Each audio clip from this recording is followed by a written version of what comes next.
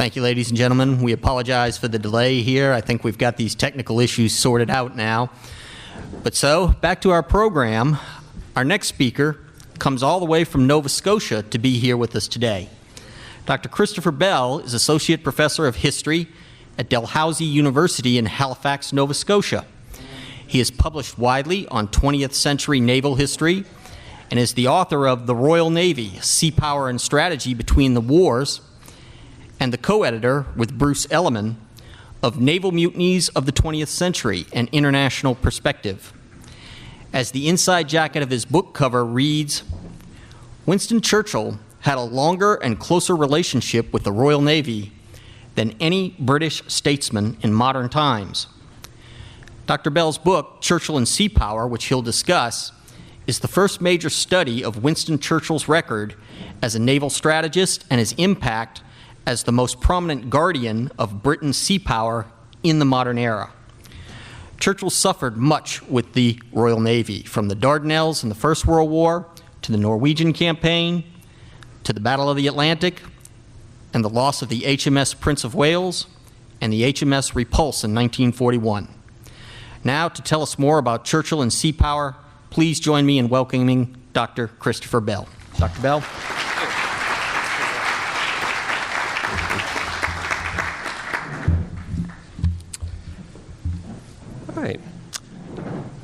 Winston Churchill's impact on the British Navy can be seen and felt almost everywhere.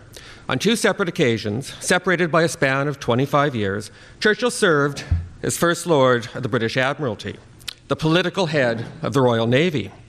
During the Second World War, of course, Churchill was Britain's Prime Minister and its Minister of Defence, with ultimate authority over all three of the British armed services. No other politician or statesman of the 20th century had either a longer or a closer relationship with the Royal Navy than Winston Churchill. And there's certainly no other politician who had a greater impact on the Navy's fortunes. But if you look at the memoirs of naval leaders during this period, Churchill generally gets very mixed reviews. In fact, he tends to be depicted as a sort of a bull in the Navy's china shop. From their perspective, Churchill was frequently an unwanted intruder who interfered too much, and certainly too often, in what they regarded as the smooth and efficient running of the Royal Navy. And there's no doubt that Churchill did interfere. In fact, he interfered a great deal. When he became First Lord in 1911, at the relatively young age of 36, Churchill immediately threw himself into the task of learning how the Navy worked. And he didn't just do it from an administrative perspective. He wanted to understand the nuts and the bolts of how the Navy functioned as an actual fighting service. And in this respect, he was a fast learner. He took an active interest, many admirals called it an indecent interest, in technical matters that were usually avoided by civilian ministers, things like ship design and naval tactics. Now, today we tend to think of Churchill as someone with very conservative views. But it is important, I think, to remember that when he first took charge of the Navy in 1911, he was still a very young man, much younger than any of his admirals. And he was widely seen at the time as a progressive, modernizing figure for the Royal Navy, someone who had to fight against the forces of reaction to drag the Royal Navy, kicking and screaming, into the 20th century. Now, Churchill probably never uttered the famous quip that is often attributed to him, that naval tradition amounted to nothing more than rum, sodomy, and the lash. And that's a pity, I think, because that is precisely the sort of thing Churchill might have said. He had no patience whatsoever for naval conservatism or obstructionism. Like most Victorians, Churchill had great faith in the forces of progress and technology. Before the First World War, he believed that new weapons, like airplanes and submarines, would one day revolutionize naval warfare. And he was very keen to funnel money into research and development to ensure that Britain remained at the cutting edge of naval science. As First Lord of the Admiralty, he made the effort to visit warships, to visit dockyards, and to learn as much as he could about the sinews of the nation's sea power. He questioned officers, both senior and junior, about all aspects of the naval profession. As far as he was concerned, there was no subject whatsoever that was considered off limits to him. He was also not afraid to roll up his sleeves and get his hands dirty. When he first went to the Admiralty in 1911, one of the first things that he did immediately was to arrange to go to sea for himself on one of the Navy's newest submarines, in order that he could learn firsthand what the capabilities were of this new and still untried class of warship. When the Navy began to develop its own air arm, an innovation that Churchill enthusiastically supported, Churchill took the highly unusual step of learning to fly for himself.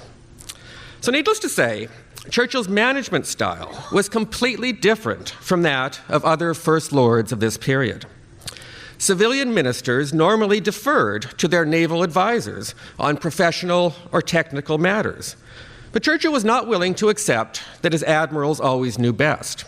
In fact, he was not willing necessarily to accept that even sometimes they knew best. As far as he was concerned, everything had to be put to the test. Churchill was very conscious of the fact that he, and he alone, was constitutionally responsible to the British Parliament for everything that the Navy did.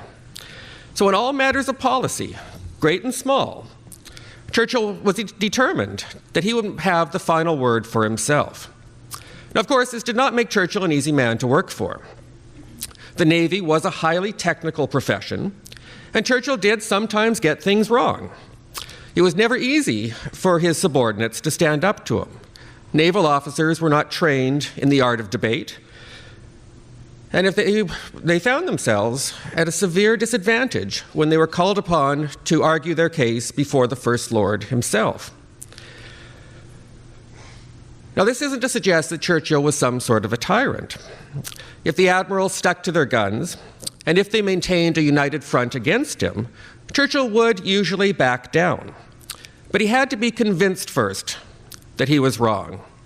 And this was not always an easy process. It meant long and sometimes heated arguments.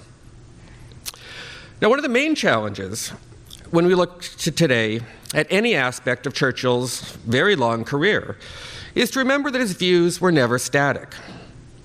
And when it comes to the Navy, Churchill's views actually changed a great deal over the space of half a century, something that I think historians don't always take fully into account. His views changed, they evolved over this period, because the world around him was also evolving. This was a period of rapid technological change, a time when Britain's resources were steadily declining, and a period during which Britain faced a diverse and constantly changing range of threats. So in other words, it only makes sense that Churchill's views were adapting to new circumstances. Churchill's military education began as a young army officer during the reign of Queen Victoria. In 1898, he took part on horseback in the cavalry charge at the Battle of Omdurman in the Sudan. When Churchill entered Parliament in 1900, British warships were still driven by coal, and the Wright brothers had not yet made their first famous flight. If we jump forward half a century to the end of Churchill's political career, we see that the world then was a very different place. As Prime Minister in the 1950s, Churchill had to determine Britain's defense priorities in a world that was now dominated by the long-range heavy bomber and the new hydrogen bomb. The days of cavalry charges by then were, of course, long past. But Churchill, and this is one of the amazing things I found, was that he was remarkably resilient and adaptable. He didn't miss a beat as technologies changed over the years. He was very quick to adapt, and his strategic thinking developed effortlessly in order to keep pace with these technological and other changes. Now, the young Churchill's views on sea power were formed at a time when the Navy was at its peak of strength and prestige. At a time when it could be said, with a degree of truth, that Britannia really did rule the waves. It was an article of faith for the British public at large during the Victorian era that the Royal Navy was the one indispensable foundation on which the wealth, the power, and the prosperity of the British Empire was founded. The Navy was a genuinely popular institution. It was not unusual for members of the middle or upper classes to dress their children in naval uniforms, and the Churchill family was no exception. Now, Churchill, in his youth, was already a keen and perceptive student of history. He understood the Navy's central role in the creation of the British Empire and Britain's development as a great power. And even though he had served himself in the British Army, he accepted that Britain's first need was for a large and powerful navy. European powers, continental powers, might be able to create massive conscript armies numbering in the millions. But as long as Britain controlled the sea lanes, those armies could not invade Britain, and they could not attack parts of the British Empire. Churchill never wavered before the First World War in his belief that the Navy must be Britain's top priority. In 1914, he was happy to see Britain's very small professional army sent across the Channel to help out the French. But this was largely a gesture of solidarity towards an ally. It was the Navy, not the Army, that was meant to be Britain's main instrument for waging war, as it had been for centuries. This was the view that Churchill took and firmly adhered to until the outbreak of war in 1914. Now, when he took over the reins of the Admiralty in 1911, Churchill was immediately focused on meeting the growing naval threat from Germany. And in this, he proved to be remarkably successful. Between 1911 and 1914, naval spending increased by a massive 25%. And even his critics had to admit that Churchill was a forceful and an eloquent advocate for the Royal Navy, both in the cabinet and in the British Parliament. Despite strong opposition, much of it from members of his own party, Churchill ensured that the Royal Navy was prepared for war. In 1914, Britain's Navy was much larger and certainly in virtually every respect more powerful than the German Navy. But then a funny thing happened when the First World War began. Within a few weeks, Churchill started to become very aware of the Navy's limitations. He began to realize that as Britain's main weapon of war against Germany, there was only so much the Navy could actually do.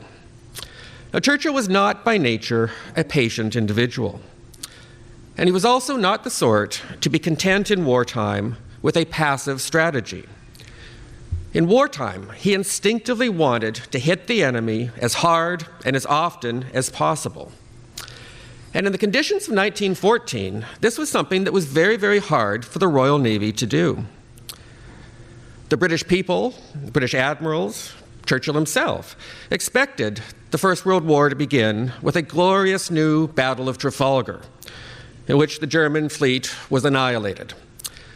But the Germans weren't willing to play their part. The Kaiser's fleet stayed in port most of the time. So what could the Royal Navy do? British ships quickly cut Germany off from its overseas trade. But one thing that was clear was that a maritime blockade would take years before it began to hurt the German economy. So what was the Royal Navy to do? Well, Churchill didn't have a really good answer. After years of intensive preparation for precisely this war, Churchill found that the British fleet was spending most of its time sitting idle in its ports. There was no easy way for the fleet to strike a blow directly at the German Navy.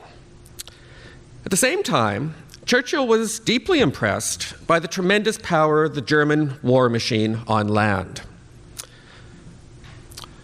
While the British fleet was waiting idle for an opportunity to strike at the Germans, the German army, millions of men strong, was on the march. The war, it looked like, might be over within the space of months. And the German army was advancing on all fronts, in the east, in the west. It looked, for a time, like Britain's allies on the continent might be defeated. Now, from the start of the First World War, Churchill was virtually mesmerized by what was happening on land on the continent. where the fate of nations, the fate of empires, seemed to be being determined by the clash of these massive armies, millions of men strong. So while the Royal Navy was keeping open the sea lanes and hoping that the German fleet might one day come out and fight, Churchill's attention began to shift from the sea to land. And after 2 or 3 months of fighting, Churchill's naval advisors began to comment amongst themselves that Churchill seemed to have almost lost interest in the war at sea, something that even his wife commented on to him. The problem, of course, was that Churchill had simply done his job before the war much too well. The German fleet was simply outbuilt. It was much smaller than the Royal Navy, and he didn't see why the Germans ever would come out and fight. They knew they would probably lose. And the British Navy was building more warships all the time, which meant that the chances of the German Navy ever coming out were getting more and more remote all the time. So in the fall of 1914, there's a remarkable incident where Churchill meets with the British Prime Minister, Henry Asquith, and tells him that he is considering a return to the British Army to resume his military career. He said, quite bluntly, there is nothing more the Navy could do. The Navy has done its job. The war at sea is virtually over. And Churchill instinctively wanted to be where the action was. He wanted to be there on the continent, on land, where things were happening and where the great events of the war were being decided. So Churchill threw himself behind the idea that Britain actually did, after all, need a massive army if it was going to make a meaningful contribution to bringing about Germany's defeat. Now, of course, Churchill remained as First Lord of the Admiralty. And once trench warfare set in on the Western Front, Churchill was attracted to the idea of trying to find some way to use sea power to engage the enemy forces in a different theater of operations. The question, of course, was where to strike. Now, Churchill's first answer to this question is, I'm pretty sure, probably not the one you're expecting.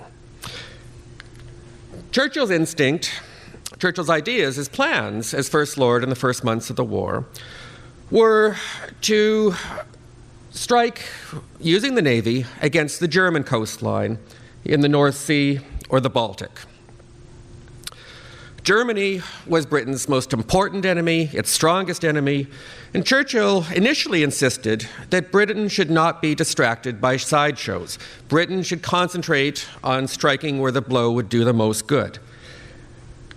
So Churchill was in favor of using the British fleet to attack the German coast in the North Sea. He was interested in sending British troops to capture islands along the German coastline. And the idea was that once Britain had seized these islands, the Royal Navy could establish bases there, and they could blockade the German fleet into its ports. And then, once the German Navy was trapped, there were all sorts of glittering prizes that appealed very much to Churchill. Ideally, the British fleet would be able to go into the Baltic Sea. It might land troops in Denmark, or best of all, it might take advantage of Russia's surplus of manpower and transport masses of Russian troops to land on the coast of Pomerania, less than 100 miles away from Berlin itself. So if you can't turn the enemy's flank on the Western Front, then you turn it in the Baltic. This was Churchill's plan. Now, the problem was that Churchill couldn't get anyone in the Admiralty to support this scheme. His advisors, on the whole, preferred a much more passive strategy. And when it was clear that nothing was going to happen quickly in the North Sea, Churchill began to look for another opportunity to hit the enemy. And this is where the idea began to develop of striking against Germany's allies rather than against Germany itself. And Churchill now began to think about a naval offensive against the Dardanelles. Now, the plan that Churchill envisioned was to use a collection of old and therefore expendable British battleships to force a passage through the straits of the Dardanelles. The idea was that the heavy guns of the British ships would systematically destroy the Turkish forts protecting the straits. Whoops, that was the wrong button. There we go.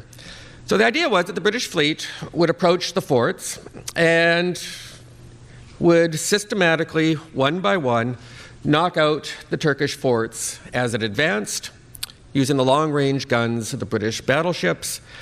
They would clear the minefields that were lining the straits, and eventually the fleet would break through the straits and be able to sail to the Turkish capital of Constantinople. Now, the assumption that Churchill had in all of this was that the Turks would inevitably panic. Churchill did not have a lot of respect for the fighting qualities of the Turkish army. He assumed that long before the fleet ever broke through, the Turks would realize that they were doomed and they would simply collapse. They would surrender and the campaign would probably be over. If the Turks didn't collapse, then Churchill was quite confident that eventually the fleet would reach Constantinople, but troops wouldn't be needed because his assumption was that the British victory here in the Straits would create a sort of domino effect. And pretty soon, all of Turkey's old enemies in the Balkans, Greece, Bulgaria, Romania, these states would sense that the collapse of the Ottoman Empire was imminent, and they would attack the Turks, and that this would be the final blow that was needed to bring about Turkey's defeat. So this was how Churchill envisioned the plan developing. And the best part of it was that Churchill had a clear exit strategy in mind. If for some reason things didn't go as planned, then the fleet could simply turn around and go home. It could simply pretend that the attack had been a diversion, it had been a feint, and that the fleet had never intended to go through the Dardanelles in the first place. So the plan, as Churchill developed it, was very low risk and potentially a very high gain. Turkey would be knocked out of the war. This would take pressure off of Russia. And Britain itself would find new allies in the Balkans with which to put increased pressure on Germany from the south. So when you look at it from this perspective, the plan had a lot to be said for it. There's very little that you could reasonably object to. There was very little danger as Churchill outlined the plan initially. And this is the idea that Churchill sold to the British War Council in January 1915. Now, of course, as we all know, things went very badly wrong. Now, why is that? Well, Churchill hadn't exactly ignored his professional naval advisors, but he had been very selective when it came to taking their advice.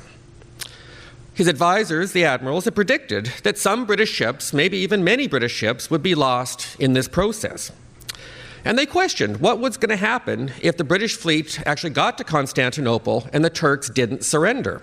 How was the fleet going to fight its way out of the Straits and deal with the humiliation of that? So Churchill wasn't really concerned about these things. The ships themselves, as I said, other than the Queen Elizabeth, were old, pre-dreadnought battleships that were expendable. These were literally ships that were due to be scrapped in a few months anyway because they were too old to be used fighting the Germans in the North Sea. So Churchill wasn't really worried if a lot of these ships got lost. They were expendable. And as Churchill said on one later occasion, what do you think we build these ships for? You know, it's to put them at risk and they might get lost.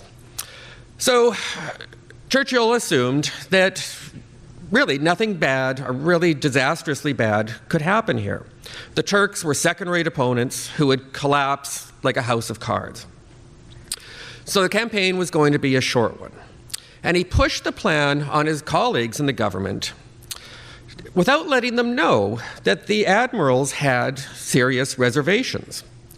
And I would suggest that Churchill did this because of his determination to use the Navy to actually do something, Churchill was temperamentally incapable of holding back if there appeared to be an opportunity to strike a blow at the enemy. So when he went to the British War Council in January 1915, he presented them with a best-case analysis.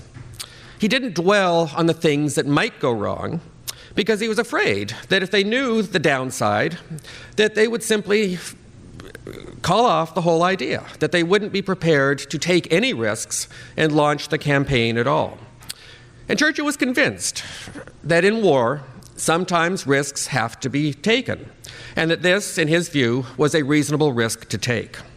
So he put a very positive spin on the Dardanelles campaign. And the operations went ahead in February 1915, with Churchill, of course, as its main sponsor. Now, unfortunately, after a few weeks of attempting to force the Dardanelles, it turned out that things didn't go even close to the way Churchill had expected. The fleet was able to destroy the Turkish forts on the outside of the straits, but its progress was very quickly blocked by the minefields that are, where are we here? They are indicated by these lines here. And after several weeks of trying to fight their way through the Dardanelles Straits, the British fleet found that it couldn't, in fact, sweep the minefield successfully, and the Turkish defenses were actually much more formidable than Churchill or anyone had predicted. Now, on the 18th of March, disaster struck. 3 Allied battleships were sunk by Turkish mines, and 3 other battleships were very badly damaged. In the space of several hours, roughly a quarter of the British fleet in the Dardanelles was lost. Not a single Turkish mine had been swept, and not a single Turkish gun in any of the central fortresses had been put out of action in return for these losses. Now, it's at this point that the whole operation probably should have been called off. That had been Churchill's original plan, remember. If it didn't work, you turn around and sail away. That's why the War Council agreed to the plan in the first place, because it was so low risk. You didn't have to keep going if the advance wasn't working. But that didn't happen. By March of 1915, the original plan, Churchill's original plan, was being rewritten, and it wasn't being written any longer by Churchill. As the campaign progressed, one of the things that Churchill found to his increasing frustration was that he was more and more unable to control the broad direction of British strategy. More and more often, what he found was that generals and admirals were obstructing his attempts to guide strategy, and that his colleagues on the War Council had their own ideas about how the campaign should develop. And the government collectively decided that Britain could not afford the embarrassment of withdrawing the fleet. It couldn't afford to be seen to be running away from the Turkish defenses, and therefore the campaign had to be not only continued, but intensified. And so the decision was taken, without Churchill being directly consulted, to send troops into the Middle East to assist the passage of the fleet by capturing the Gallipoli Peninsula and capturing the forts by land. Now, this completely transformed the Dardanelles campaign.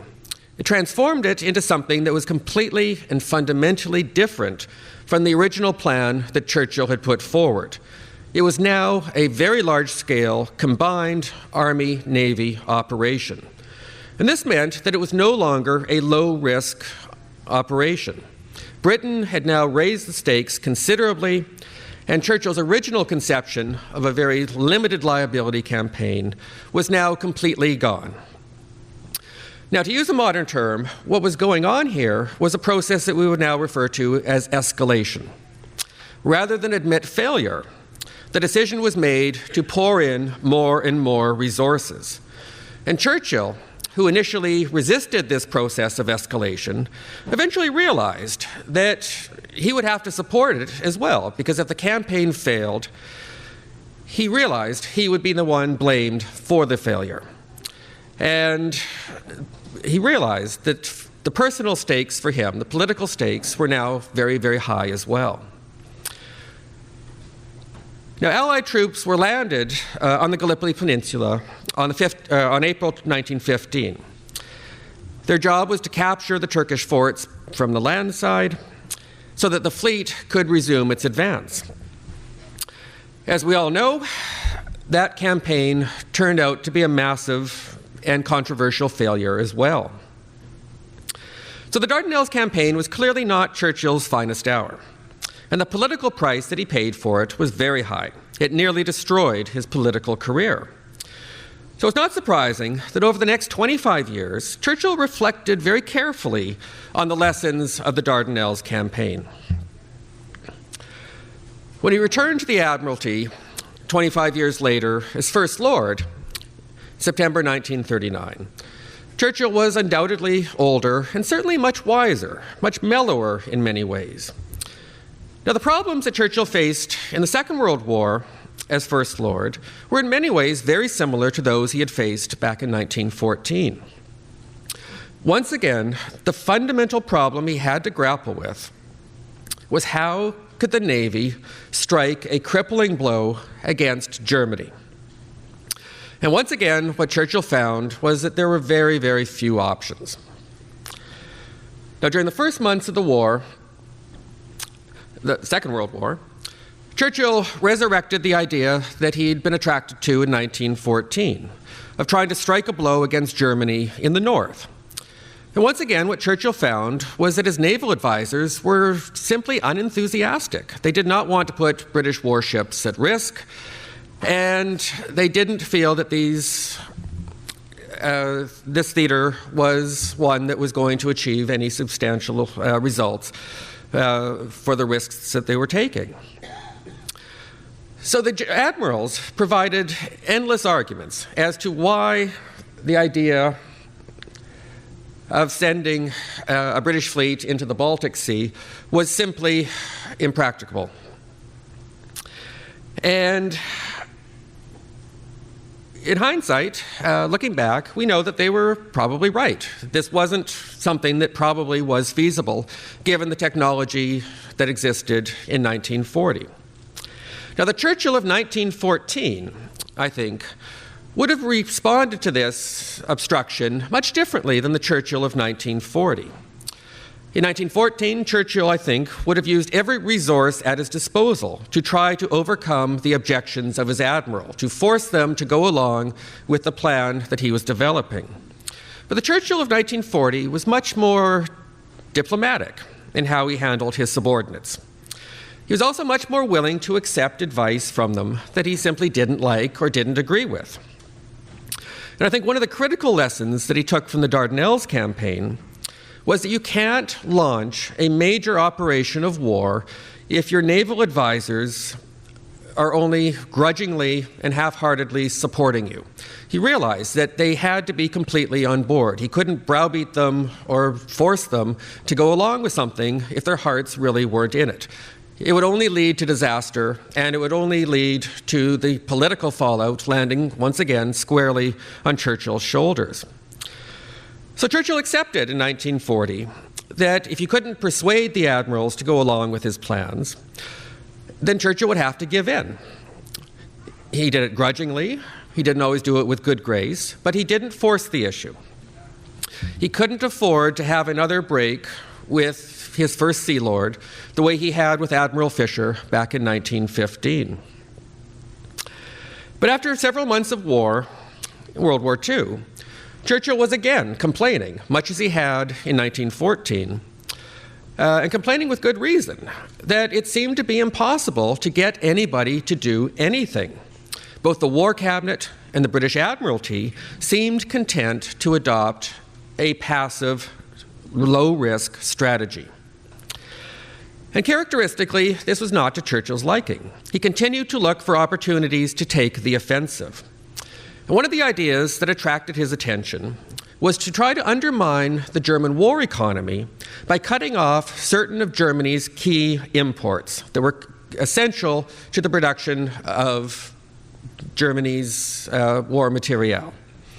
and his attention focused on the supply of iron ore from Scandinavia.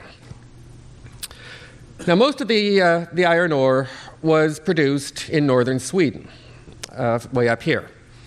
And the British Intelligence Service calculated, rather too optimistically, as it turns out, they assumed that the loss of these supplies of iron ore to the German war economy would bring the whole German war machine grinding to a halt in the space of just a few months. The German industry would collapse.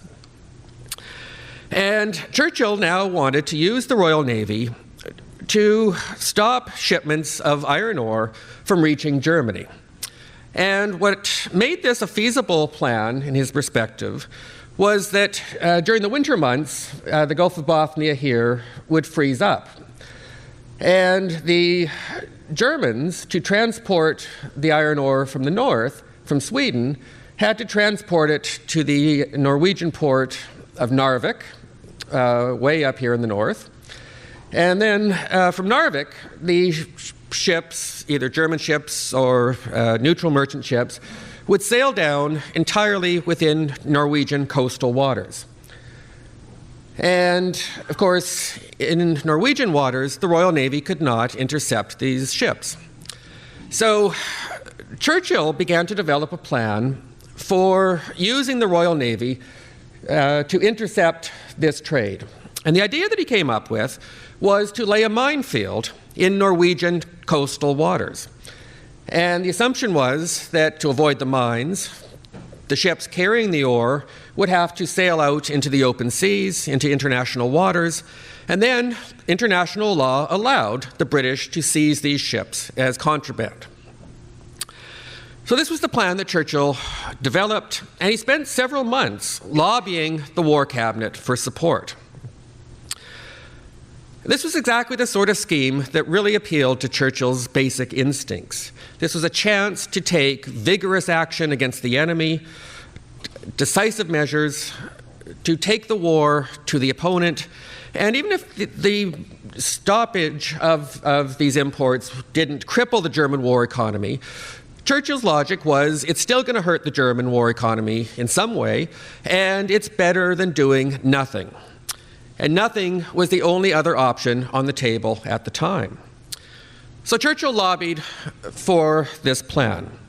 He insisted that, once again, as in 1915, that this was a low-risk strategy, that the Germans could not retaliate against the British fleet because their navy was too weak, and, again, low risk, potentially high payoff. This could knock Germany out of the war.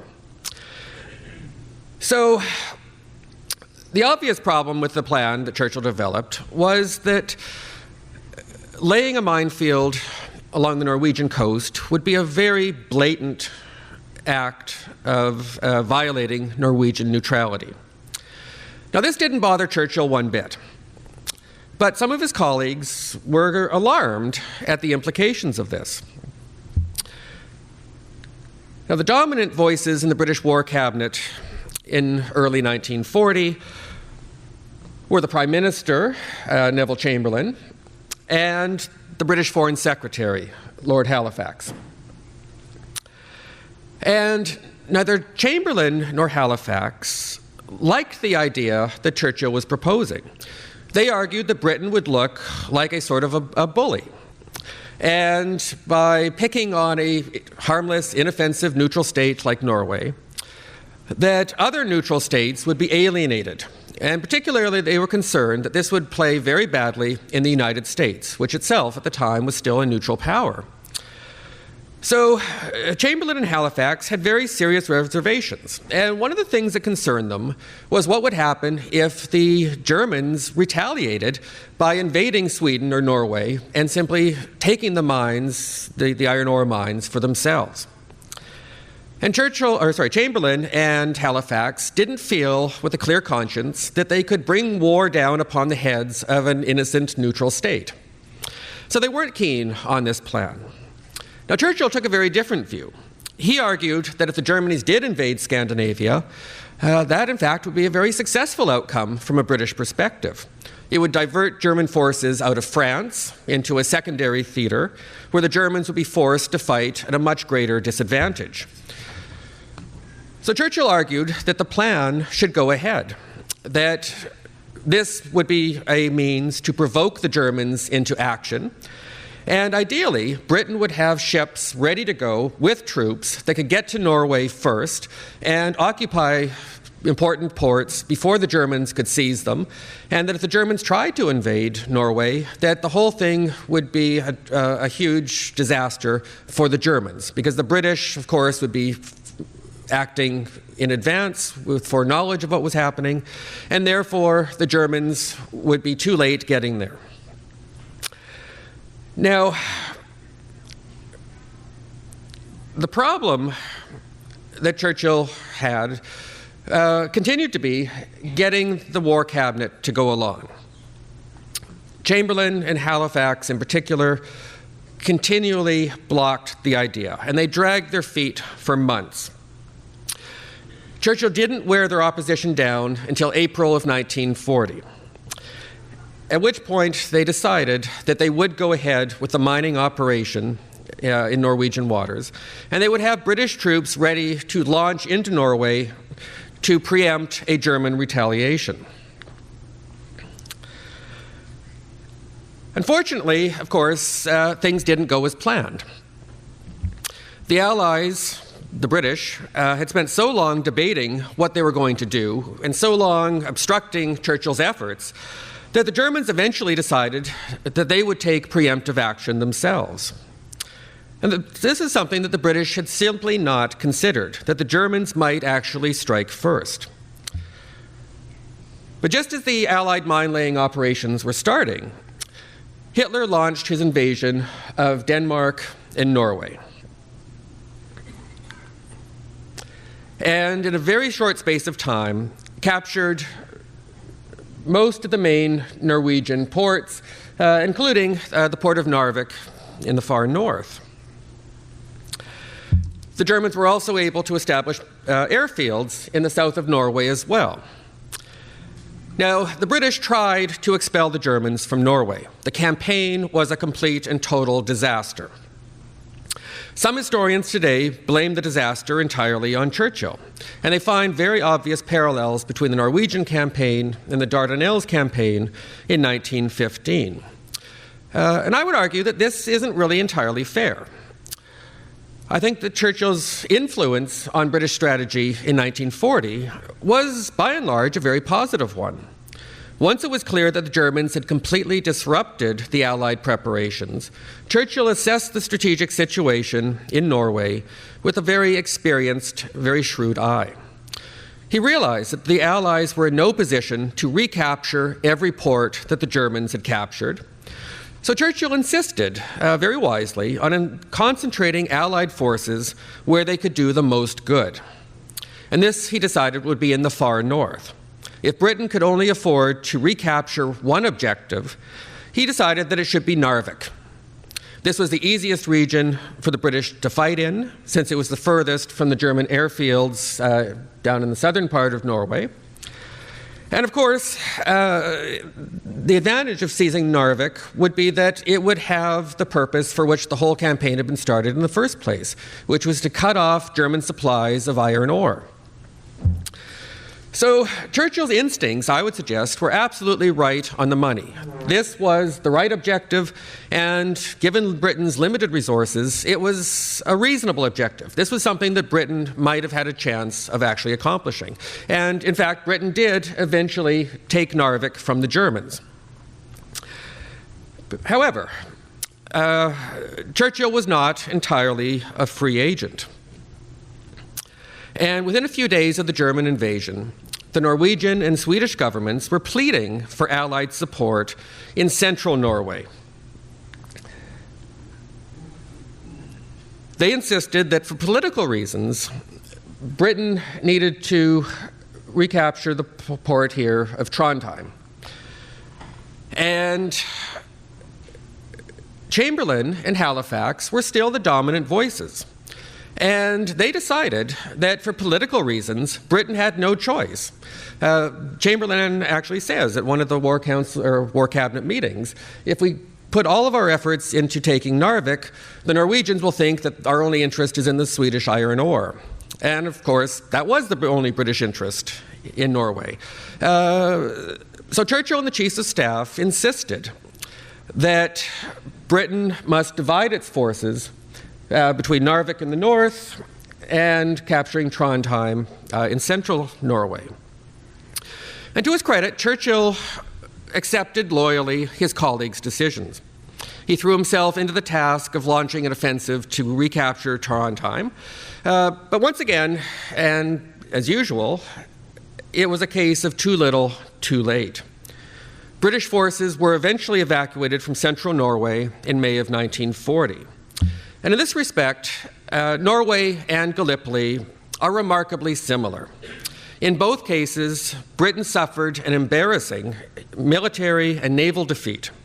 And on both occasions, Churchill was First Lord of the Admiralty. But there is, I think, one major difference between the two campaigns, certainly one that's worth highlighting. In 1915, Churchill was driven from the Admiralty in disgrace. In 1940, it was Neville Chamberlain who shouldered the blame for this particular Allied defeat.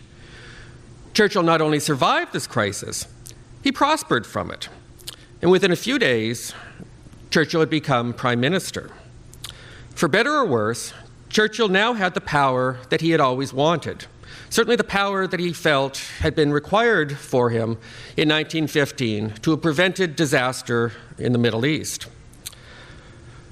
Churchill now, as Prime Minister, gained the ability to dominate the formulation of British grand strategy, although, as he would quickly discover, he didn't always have the ability to actually control it. Thank you.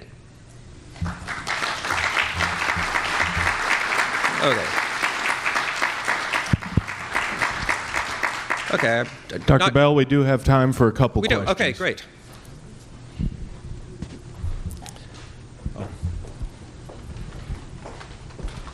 You touched upon it, but would you elaborate on the relationship between Jackie Fisher and Churchill?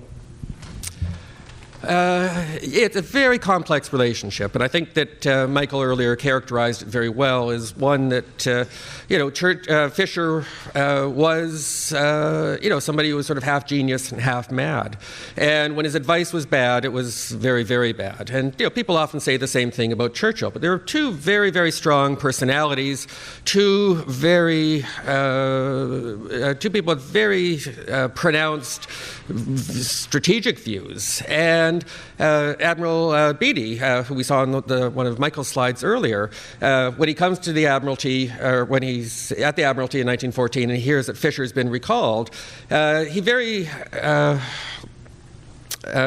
wisely predicts that sooner or later the two of them are going to fall out, and one of them will have to go, that they are simply too dynamic a pair to coexist and work effectively together for any length of time. And Beatty does predict that one of them is going to have to go, and it's not going to be Fisher. And it's interesting in that they had their working relationship was one in which they worked very different hours. Churchill was up late at night. Fisher liked to get up very early in the morning, and they were constantly butting heads. Fisher had very strong views, and he was quite determined that he would resign, and he threatened to resign on many, many occasions. And it was not a really smooth, harmonious relationship. Churchill was determined that the Navy had to do something, and he kept pushing Fisher and begging with Fisher to help him to get some of these plans, the North Sea plans, in motion. And Fisher, who's sometimes characterized, by this point as being too old and too erratic in his behavior to be an effective First Sea Lord, Fisher was, I think, becoming extremely erratic. He butted heads with Churchill quite frequently, and the two of them, to a large extent, sort of withdrew and were conducting two separate, sort of leading the Admiralty from separate offices without necessarily working together and consulting with each other very effectively. And The difficult thing, I think, for Churchill was that he never really knew where he stood with Fisher. Fisher, in January 1915, for a time, was very gung-ho about the Dardanelles expedition. I mean, it was Fisher who said, let's send the Queen Elizabeth, our new battleship, to take part in this, and Fisher was very supportive. And Churchill, I think, rightly complained afterwards that, Fisher really never backed him up the way he was supposed to, that he was constantly flip-flopping, and, one day he would be gung-ho, the next day he would be predicting disaster and saying that I've never supported this. And unfortunately, by May of 1915, Fisher had decided that Churchill had to go, that he couldn't work any longer with Churchill. And he decides effectively that he wants to be First Lord himself, and that if he can conspire with Churchill's enemies, that he can bring Churchill down and use his connections with the Conservative Party to propel himself into a political office as First Lord of the Admiralty. So, there you go.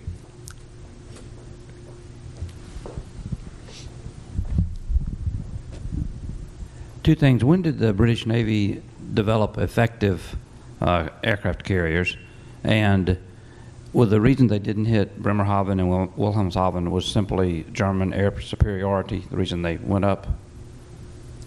The British began developing effective aircraft carriers very late in the First World War. They, by the end of World War I, the British are miles ahead of everyone else in terms of naval aviation. And Admiral Beatty, who's the Commander-in-Chief of the Grand Fleet by 1918, is developing very ambitious plans. If the war had continued into 1919, he's developing, very ambitious plans for a strike like, the one they launched in 1940 against Toronto, to use naval aviation as a striking force against, or I suppose Pearl Harbor is the other obvious analogy. And, it's simply, that they didn't have time to actually develop these capabilities. But the British came out of the First World War. And sorry, the second part of the question? Well, if they were able to have the air power on the carriers, Yep. why did they want it was overruled because of the difficulty of attacking the northern German harbor ports? Was it just the air superiority? Well, it was a combination of things. What the British were concerned about was that if the fleet, if they tried to sail the fleet actually into the German harbors, that first of all they would run into minefields, they would run into all sorts of destroyers and torpedo craft that would come out, especially at night, and could pump all sorts of torpedoes into them, air power as well. So it was a combination. It was, the Germans had this sort of interconnected defensive network of mines, planes, flotilla craft, and the British simply couldn't penetrate that. Now, Churchill's idea was that, okay, if we can't actually go into the harbor and destroy them, then let's take an island, 20, 50 miles away, and we will do the same thing. We'll bring in British flotilla craft, we'll have submarines and destroyers there, and we'll put down minefields, and if the Germans come out to clear the minefields, we'll sink the ships they send out, and if the Germans try to send out their fleet, then we'll have the fleet right there on top of it.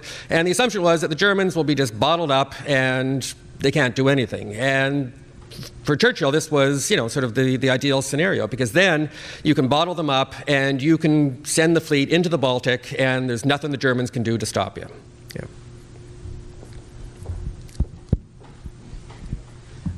As Lord Admiralty in 1914, Churchill seized two ships that were being made for the Turks, the Yes. Sultan Osman and the Rashadish, and this is before they were at war. And even though the ships were needed in the North Sea, was it worth it at that point in time to risk Turkish neutrality or Turkey as an ally? And did Churchill see any advantage in having Turkey either neutral or as an ally? Yeah, Churchill absolutely saw advantages of having Turkey remain a neutral power. And he writes, when he begins to realize that the Turks are wavering in terms of which way they're going to go, Churchill writes directly to, high-ranking members of the Turkish government and appeals to them personally to be prudent and not to bring Turkey into the war. Now, I think the idea that by seizing the Turkish ships at the beginning of the war, it's sometimes said, as you know, that that this was something that was a major factor in pushing the Turks to come into the war. And certainly it was something that did deeply offend the Turkish people. But this is something that I think is often used primarily as a means just to try to discredit Churchill, to suggest that Churchill himself was to blame when, in fact, the Turks went to war with the British, ultimately for reasons completely unrelated to that. So, I mean, it certainly put a bit of a spike into the relationship and certainly created some bad blood for a time. But the Turkish government was not declaring war against the British as retaliation for seizing those two ships. They had their whole different agenda by the time, by September, October, and what Churchill did, probably from the British perspective, was a prudent means to secure British naval superiority in the North Sea, simply because, even though the British did have a pretty substantial advantage over the Germans in terms of dreadnought battleships, a lot of those ships were still under construction, and when the war began, the Germans had reached a sort of peak of relative naval strength in relation to the British. And the margins between the British and German naval strength was probably the lowest it had been in over a decade. So Churchill and Fisher were, pretty much both agreed that taking any battleships they could get their hands on was needed to sort of see Britain through this transitional period while the rest of the British battleships that we're building started to come into service. Okay. Thank you, Dr. Bell. All right, thank you very much. If you had a question remaining, again, we can get it during the panel discussion.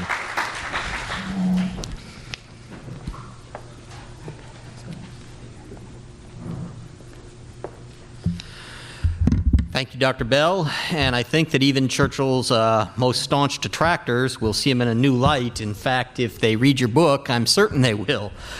And as a reminder, once again, as Jeremy just said, if you didn't get a chance to ask your question, please jot it down and be sure to ask it during the panel discussion. Dr. Bell will be out at the book signing on the red carpet during the break. Before we break, on behalf of Dr. Mueller, I would like to recognize Ms. Tina Flaherty. Ms. Flaherty, if you would raise your hand or stand, please.